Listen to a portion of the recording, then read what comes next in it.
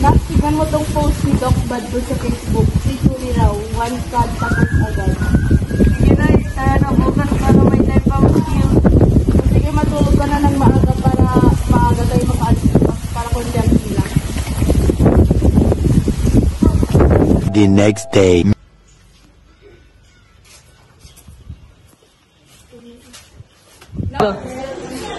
Paano kung ako na lang yung magtutulong sa kanya? Bakas malalaman ko na si nurse. Magandang araw, Nay. Ay, magandang araw po. Kanina po ba kayo naghihintay dyan? Ay, yes po. Bakit po?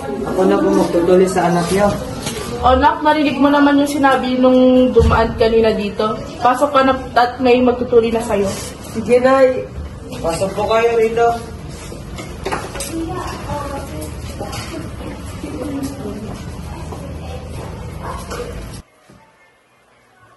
Hindi po ba ginagawa niyo?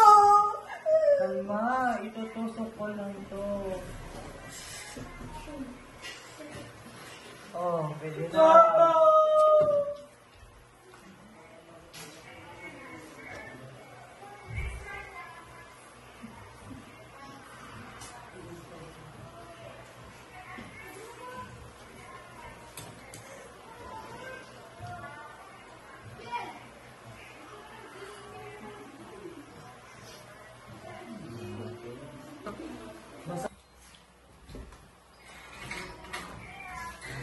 The next day. Go.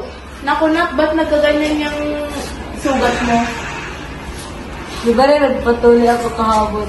Oh. Parang hindi niya alam ginagawa niya eh. Magpa-check up na lang tayo bukas para mas ipatingin natin yan ng mas mabuti. Sige na.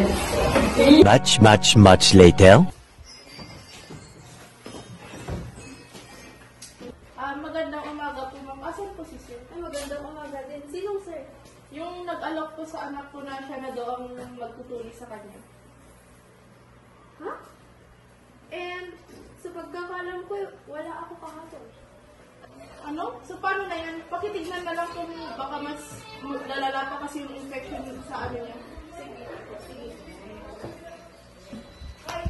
Nako, infection! At walang tamang dressing, delikado yan. Bogart, nasan ka? Pumunta ka nga dito sa clinic. Few moments later. Ano po yun, Doc? Ano tong ginawa mo? Bakit ka ba nagmamagaling? Sumusobra ka na! Lagi mo na lang ako nilalamangan. Hindi tama yan. Ire-report kita. Hello, Kap. May ire-report po ako. Kita po tayo bukas. Hello po. Sige po, kita po tayo bukas ng 3 p.m. One eternity later. Narinig namin ng incident. Ire-report namin to para mapanabot ang may gawa. Wala siyang lisensya, walang permit, at may peking testimonial pa online. Tama. Dapat malaman ng publiko ang ginawa niyang health scam. Nagpadala na rin kami ng complaint sa DOH at DTI para matigil na ang panloloko at wala na siyang mabiktimang iba.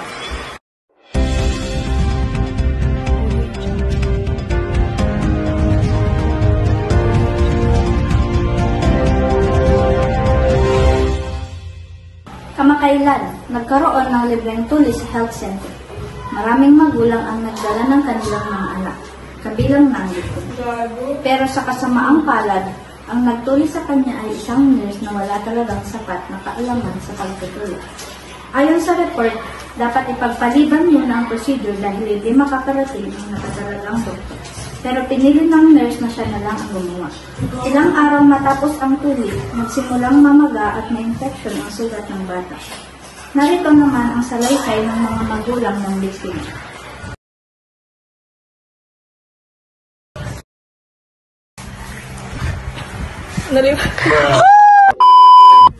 No. Oni-chan! 1, 2, 3. Ay, wait lang. 1, 2, 3. Ay, hanggang. 1, 2, 3. Hindi!